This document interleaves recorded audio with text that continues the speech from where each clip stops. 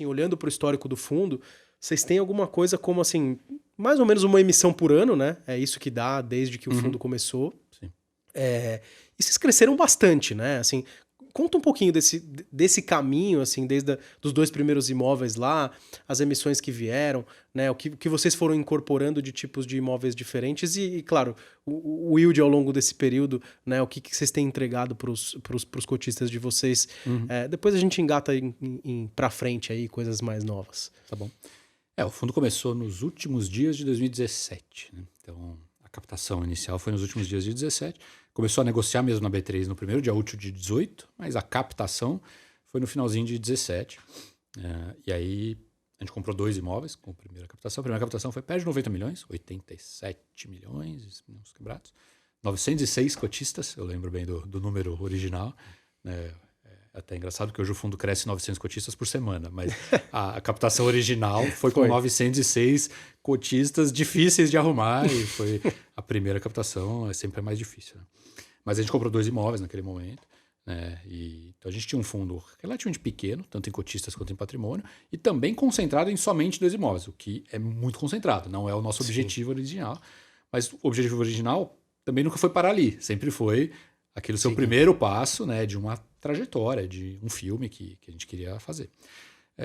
E aí tem funcionado bem, porque aqueles 2 primeiros imóveis deram certo. O fundo, acho que com um bom trabalho nosso até de comunicação, de tudo isso, como você bem conhece lá de trás, o fundo começou a ganhar, né, mais cotistas, mais liquidez, mais gente vindo e entregando bons resultados, né? E aí assim, a gente fez novas ofertas, a gente está na 5ª oferta agora, então a gente já fez 4, está no momento na 5ª oferta. Não sei se está ou não, depende do dia que isso aqui estiver sendo ouvido pelo pessoal, mas na data de hoje estamos começando a 5ª oferta de cotas do fundo. Mas até a oferta 4, né, que foi no ano passado, o fundo cresceu bastante realmente. Passou a ser dos 2 primeiros imóveis para 15 imóveis diferentes, com diferentes inquilinos, de diferentes setores, de diferentes tipos de imóveis, que a gente mencionou que a gente realmente é híbrido e faz imóveis bem diferentes. Até um data center, por exemplo, que é um negócio meio único para a gente, que a gente está crescendo. Mas enfim, o fundo cresceu em tipos de imóveis, em quantidade de imóveis, em tipos de inquilinos e setores diferentes e tal. Esse negócio do ser híbrido tem uma coisa que acho que pouca gente enxerga, que eu gosto de pontuar também, que é o seguinte: ser híbrido nos permite atender inquilinos de setores diferentes. Tem uma diversificação setorial que eu acho valiosa também. Sim. E quando você está, por exemplo, em logística, beleza. O que é logística? Logística, na verdade, é a armazenagem e a distribuição, a movimentação de produtos físicos, né? Não, e produtos físicos, né? As pessoas precisam comprar coisas, né, físicas, produtos e tal, para que alguém tenha que armazenar e entregar aquilo para eles e tal, beleza. Isso tem, como você mesmo falou, PIB, alta correlação com PIB, enfim, um alto beta, né, vamos dizer assim, em termos de mercado e tal. Se você é um fundo só de galpão, tem que fazer. Esse é o seu inquilino, é aquilo que você faz. Pro bem ou pro mal. Tem momentos que você é ótimo, mas você está preso, entre aspas, naquilo, né? E assim por diante, se você tem outros fundos temáticos, entre aspas, né, só de um tipo de imóvel, você está preso àquele tipo de imóvel. E aí você acaba atendendo também tipos de empresas parecidas que usam aqueles imóveis, né? A gente não.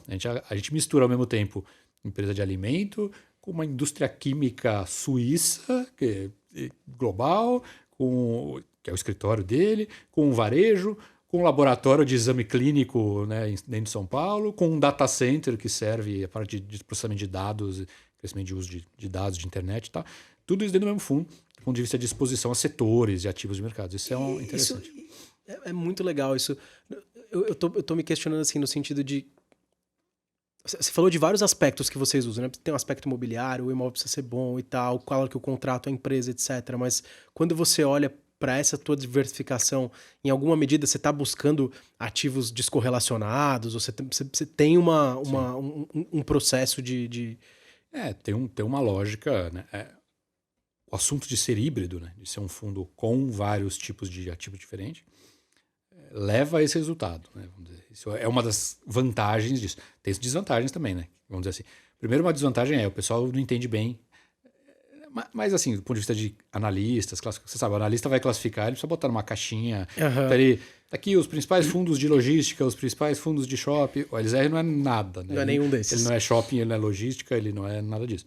Então, ele tem uma certa dificuldade de comparação, de analistas olhar. Mas, por outro lado, do ponto de vista de gestão mesmo de portfólio, tem uma descorrelação entre os ativos que é muito valiosa. para você não ter estresse de pandemia, estresse não sei de que momento econômico, isso e aquilo, o setor isso, setor aquilo. A gente tem uma diversificação setorial impressionante, porque inclusive até micro, no sentido, a gente tem logística, tá bom, beleza. Então, mas você tem bastante logística, tem bastante logística.